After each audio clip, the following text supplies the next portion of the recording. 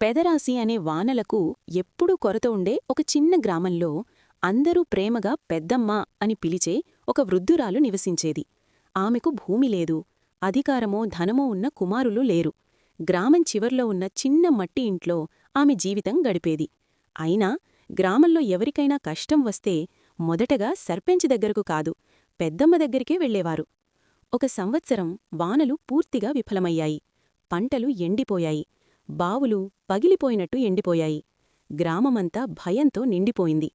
ఈ గ్రామానికి భవిష్యత్తు లేదు అంటూ చాలామంది యువకులు పట్టణానికి వెళ్లాలని నిర్ణయించుకున్నారు. పెద్దమ్మ నిశ్శబ్దంగా అన్నీ విన్నది. మరుసటి రోజు ఉదయం పెద్దమ్మ ఇంటింటికి వెళ్ళింది. ఆమె డబ్బు ఇవ్వలేదు, ఆహారమివ్వలేదు, మాటలిచ్చింది. ఈ నేల మనల్ని మోసం చెయ్యలేదు అనంది పెద్దమ్మ. మనమే ఈ నేలను అర్థం చేసుకోలేకపోయాం. ఆమె గ్రామస్థులను మర్రిచెట్టు కిందకి పిలిచి పూర్వకాలం గురించి గుర్తుచేసింది.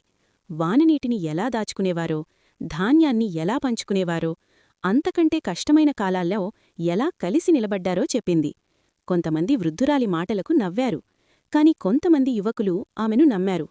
ఆమె మార్గదర్శకత్వంలో వారు పాత చెరువులను శుభ్రం చేశారు, చిన్న చిన్న నీటి గుంతలు తవ్వారు, విత్తనాలను అమ్మకుండా పంచుకున్నారు, పంటలను కాపాడేందుకు మారుమారుగా కాపలాలు కాశారు. పెద్దమ్మ కూడా వాళ్లతోపాటు పనిచేసింది. చేతులు వణికినా మనసులో సంకల్పం అచంచలంగా ఉంది.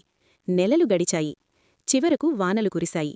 పక్క గ్రామాలన్నీ ఇంకా ఎండిపోయి ఉండగా పెదరాసి గ్రామంలో మాత్రం పంటలు నిలబడ్డాయి. ఈ వార్త చుట్టుపక్కల గ్రామాలకు పాకింది. ఒకప్పుడు నవ్వినవారే ఇప్పుడు పెద్దమ్మ కాళ్లకు నమస్కరించారు. ఆమెకు అంత ధైర్యం ఎక్కడిది అని అడిగితే పెద్దమ్మ చిరునవ్వుతో ఇలా అంది: బలం శరీరంలో కాదు, రేపు బాగుంటుందనే నమ్మకంలో ఉంటుంది.